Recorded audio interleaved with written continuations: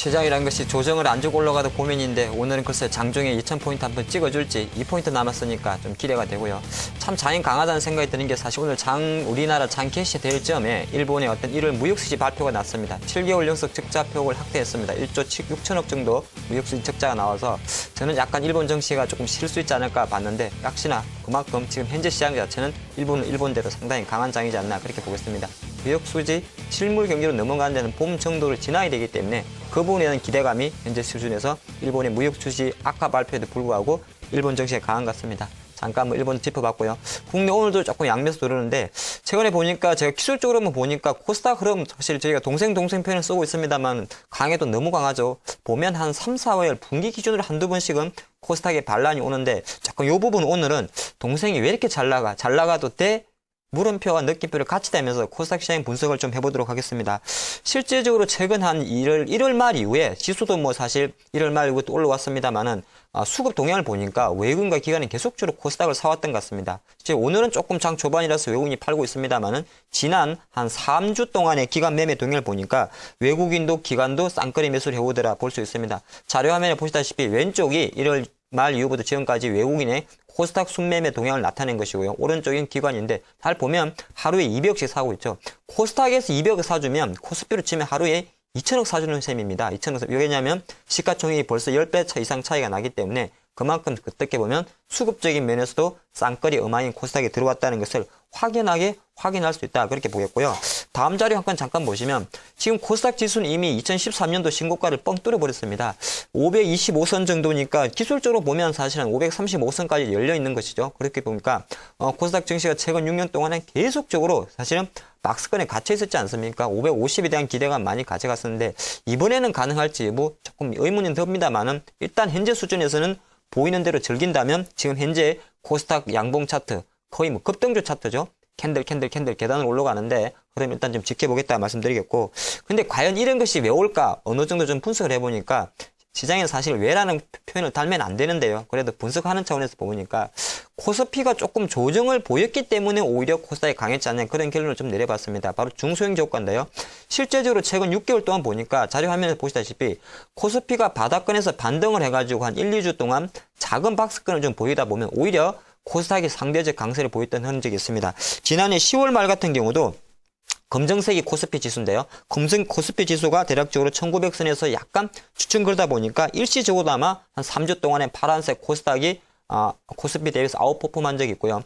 지금 수준도 사실 마찬가지입니다. 오늘은 종합주가 지수가 2000포인트까지 바짝 따라왔습니다만은 최근 6거래일 동안에 종합주가 지수가 1980선 정도에서 멈춰 있다 보니까 오히려 코스닥 쪽에 상대적 강세가 확 몰렸다. 그렇게도 볼 수 있습니다. 물론 두 명 다 가면 좋습니다만은 대부분 코스피 시장이 잠깐 급등을 했다가 조금 쉬어가는 흐름 때 모멘텀이 부족한 박스권 상단을 좀 보일 때 코스닥이 상대적으로 강했다. 이것을 좀 기억하는 게 어떨까 싶고요.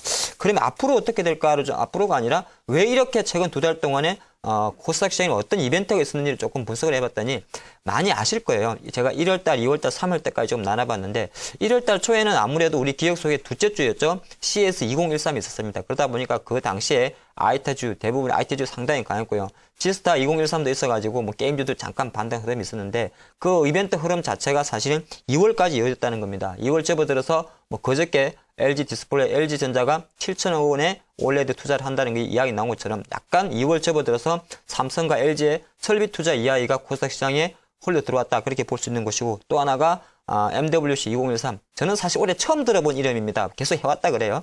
근데 CS 2013은 원래 가전박람회고요. MWC 2013은 가전박람회 같은 그런 측면이 아니라 실무진들이 많이 갑니다. 비즈니스인 측면이기 때문에 오히려 CS 2013보다는 중소형 코스닥주에 대해서 더 많은 관심이 있다. 그렇게 보는 것이고 또 하나가 아이러니하게도 바로 축포를 날려주는 우리가 좀 여담삼 하는 말 있지 않습니까? 취임식 앞에 축구 한번 빵 띄워주는 취임식 이벤트도 있다 보니까 그런 흐름 자체가 2월달에 중소형주에 몰렸다 보는 것이고 또 더 좋은 것이 이 갤럭시 S4 참 항상 기대감 출시되기 한 2, 3개월 전에 주가가 가장 강한데요. 시장에서는 3월 15일이다 4월달에 이야기 나오다 보니까 그런 흐름 자체가 이벤트 효과로서 코스닥 중소형주 모멘텀 드라이버를 이끌어간다 그렇게 보고 있습니다. 사실 참 재미난 게 코스닥 시장인데 그런 이벤트가 있고요.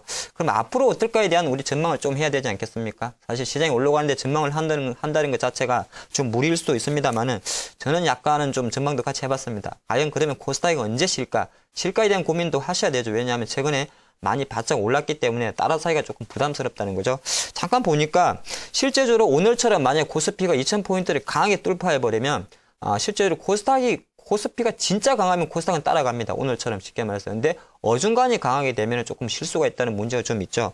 그래서 만약에 조정이 발생할 수 있는 모멘텀을 생각해서 보면 코스피가 2000선에서 다시 한번 예를 들어서 주춤 그린다면 코스닥은 상대적 강세를 이어갈 겁니다. 그렇게 봤을 때는 이 말의 어떤 결론은 현재 수준에서의 코스피 대비해서 코스닥의 강세는 조금 이어질 수 있다는 것이고요.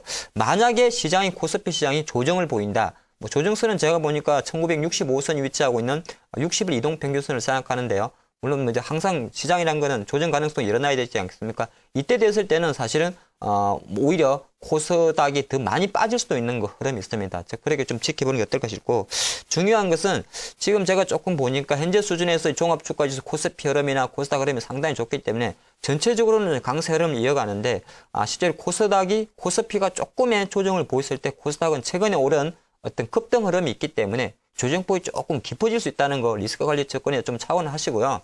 2, 3월 달은 역사적으로 계속적으로 코스닥은 약간은 위험한 종목이 많습니다. 그래서 종목 접근하실 때도 오늘도 일부 카메라 모베이슨과 옵토노테인과 실적 발표가 예상되는데 실질적으로 최소한의 재무 상태는 꼭 챙기시면서 코스닥 투자 조금 더 즐기시는 게 어떨까 싶습니다.